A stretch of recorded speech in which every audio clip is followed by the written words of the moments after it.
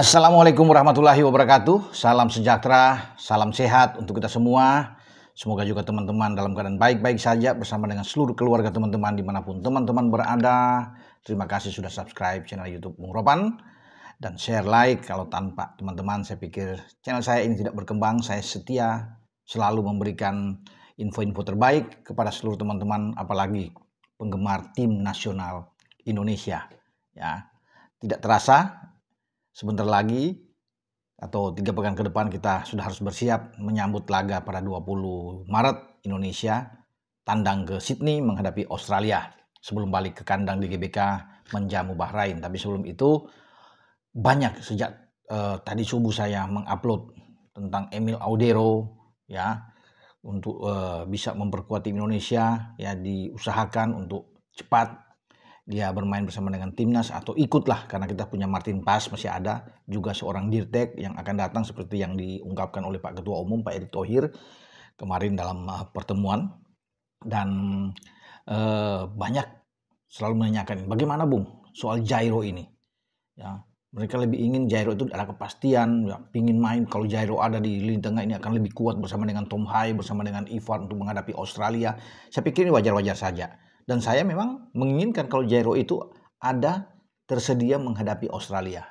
Tapi teman-teman, saya perlu mengatakan di sini niat bagi Jairo. Jairo sih suka karena Patrick Kluivert pelatih kita sudah melakukan kontak ya dengan Jairo dan dia berkeinginan sekali.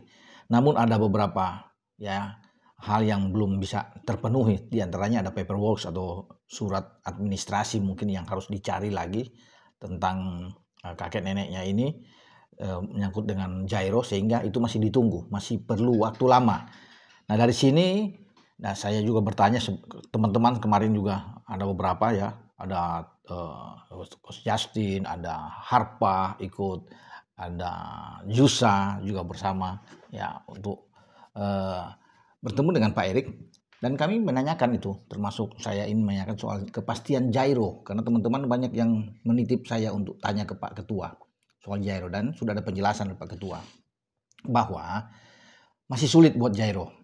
Artinya peluang kalau sama seperti Martin Paes ya, teman-teman masih ingat itu lama menunggu ya, mungkin hampir setahun kalau nggak salah ya, Martin Paes akhirnya bisa bermain waktu debut dia melawan Arab waktu itu.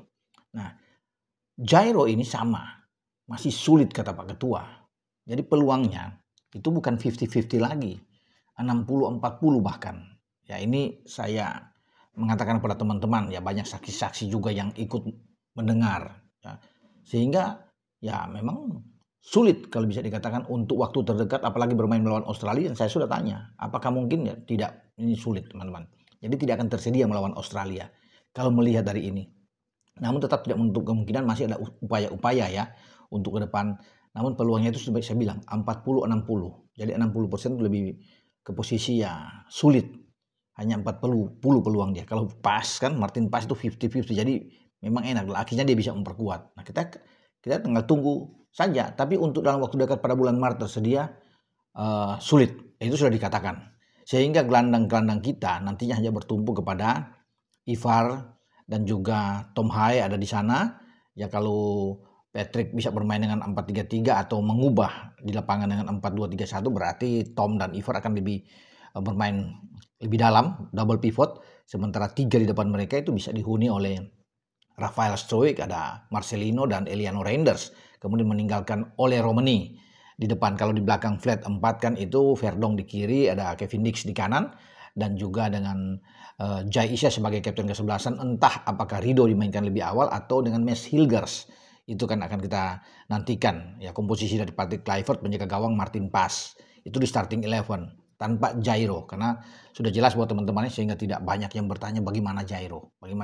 Itu dia sulit untuk bisa mendapatkan tempat, untuk lebih cepat diproses, karena itu ada ganjalan yang harus terpenuhi. Jadi masih cukup lama ke depan. Itu sudah dikonfirmasi ya, saya juga bertanya kepada Pak Erick ya kemarin malam ya. Itu teman-teman ya, untuk sayang memang, padahal saya ingin melihat penampilan Jairo, pemain yang saat ini bermain untuk Royal Antwerp setelah dilepas dari Crystal Palace di IPL.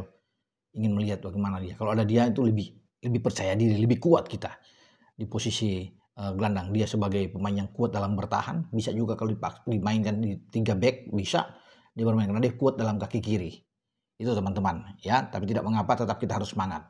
Dengan tanpa Jairo pun di Senayan kita bisa 0-0 ya dengan Australia ketika itu. Dan kita tetap berharap bahwa timnas mendapatkan hasil yang positif.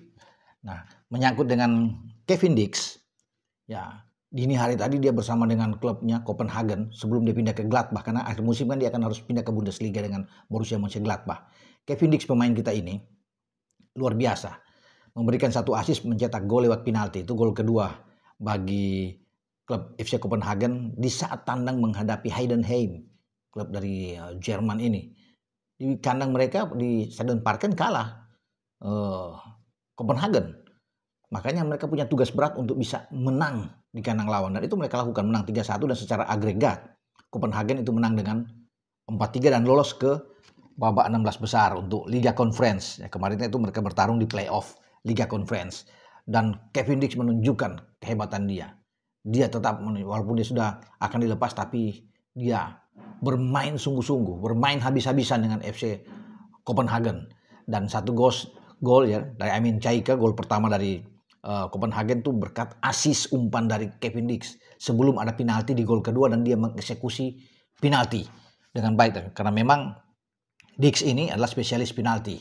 Bagi Jakob Nestrup, pelatih Copenhagen selalu memberikan instruksi kesempatan jika ada penalti, maka Dix akan maju, dan dia melakukan selalu dengan sempurna. Jadi ini modal bagus ya buat kita, bahwa kalau ada di tim nasional ada penalti melawan Australia nantinya, maka bagi Kluivert tidak perlu susah-susah, ada Kevin Dix. Walaupun kita masih punya Tom Haye, tapi Kevin Dix yang akan melakukannya. Kita juga masih punya Ole Romeni ya, tapi Dix memang sudah teruji, sudah terbukti bahwa selalu dia mengeksekusi dari titik putih dengan berhasil, dan itu terjadi pada dini hari. Tadi pagi pada Jumat dini hari itu dia menyelesaikan dengan sangat baik sebelum ada perpanjangan di sana, dan akhirnya Huesca ya, Rodrigo Huesca, pemain dari Copenhagen, menentukan kemenangan di menit 113 dalam perpanjangan melawan Heidenheim, dan mereka lolos ke babak 16 besar. Jadi selamat buat Kevin Dix dan kawan-kawan bersama dengan FC Copenhagen. Jangan sampai Anda cedera, karena tenaga Anda akan dibutuhkan oleh Patrick Kluivert menghadapi The Socceroos, Australia dan Bahrain. Nah, sekarang saya bergeser lagi teman-teman ke Cyrus Margono. Karena banyak juga yang mengatakan ketika Emil saya upload, bagaimana ada Cyrus kan masih bagus ini. Nah, teman saya Harpa, ya teman-teman juga berbicara kepada Pak Erik ya di depan saya itu, bagaimana menanyakan soal Cyrus Margono ini, dan Pak Erik sudah menjawab bahwa kalau dia memang oke, akan langsung dibilang ke Patrick Kluivert untuk memantau langsung Cyrus Margono, karena memang setelah juga saya lihat, saya cek, itu penampilan dia luar biasa. Paling tidak dalam 2-3 pertandingan terakhir selalu menjadi pemain utama. Nah, dan kita bagus. Sukareka kemarin pada tanggal 15 yang lalu bermain di kandang lawan, ya, timnya Duga Gini, ya, timnya Cyrus Margono ini bisa menang di Liga Kosovo. Ya, Kosovo. Ya, sementara Duga Gini ini kan berada di peringkat ke-7 dari 10 tim yang ada di Liga Kosovo. Nah, pekan kemarin mereka menang di kandang lawan, Sukareka ini dengan 2-1 di situ, dan Cyrus Margono tampil luar biasa, tampil bagus. Bahkan di sebelum pertandingan melawan Sukareka, dia melakukan penyelamatan sampai 11 kali.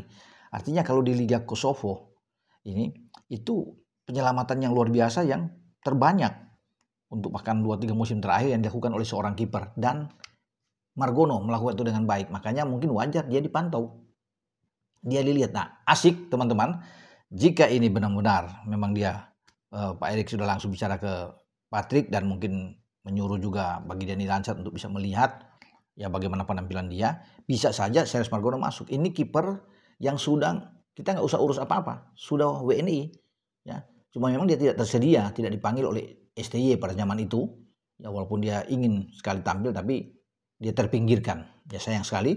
Tapi sekarang saatnya untuk bisa melihat setelah dia keluar dari Yunani, berada di Kosovo ini bersama dengan Dugujani ini, dan dia mungkin layak kalau selalu bisa mendapat tempat, karena kan Kluivert sudah bilang dia butuh pemain-pemain yang punya jam bermain yang banyak di klub. Nah, perlu dia dipantau. Kalau dia ada dengan Martin Paes misalnya, ya, udah pastilah. Kemudian Emil, ya, ada Ceres Margono, mantap kita. Ya, kita masih punya juga kiper-kiper lain pelapis seperti Nadeo yang ada, dan kita punya 3 kiper yang kuat. Artinya kita mantap lah untuk menatap ke depan, ya. Dan itu perlu buat menjaga kekuatan di tim kita. Karena Pak Erik juga mengatakan ya dia ingin sehingga itu tim kuat, keseimbangan tim kuat di antara pemain 11 yang ada di lapangan dengan pelapis yang cadangan. Itu di pergantian super sub ini itu bagus, tidak ada jomplang, tidak ada perbedaan. Kalau kita punya 3 kiper ini ya mantap lah teman-teman ya. Jadi itu menjawab pertanyaan teman-teman, bagaimana dengan Ceres? Sudah dibicarakan, bahkan saya bilang tadi dengan teman saya Arfa sudah sempat melontarkan itu. Kalau saya berbicara soal Jairo, bertanya terus kepada ketua soal Jairo ini, dan semoga kita bisa mendapatkan hasil yang bagus. Nah, soal Jairo saya balik lagi, lalu kalau nggak ada Jairo, bagaimana? Kan saya bilang tadi ada Ivar, ada Tom, ada satu gelandang yang sedang dipersiapkan, ya dipersiapkan oleh Pak Erik, ya, dan juga PSSI untuk mengisi posisi ini. Nah, kita belum tahu siapa pemain tersebut, masih dirahasiakan, masih diusahakan ya untuk bisa berada, paling tidak posisi kiper ada dan posisi gelandang ya. Nah, kalau gelandang itu siapa nanti kita bicara di konten saya selanjutnya nantinya untuk bisa mereka menebak siapa gelandang tersebut teman-teman ya yang dipersiapkan. Jadi ini bagus, jadi antisipasi sudah ada untuk melihat jangan sampai ini kosong ketika Jairo belum tersedia, masih diupayakan terus. Harus ada gelandang yang benar-benar bisa dimainkan ya, paling tidak kalau tidak lawan Australia ya lawan Bahrain. Ini yang kita tunggu teman-teman. Nah, nantilah kita berbicara untuk di next video dengan saya Bung Ropan berbicara. Ciao.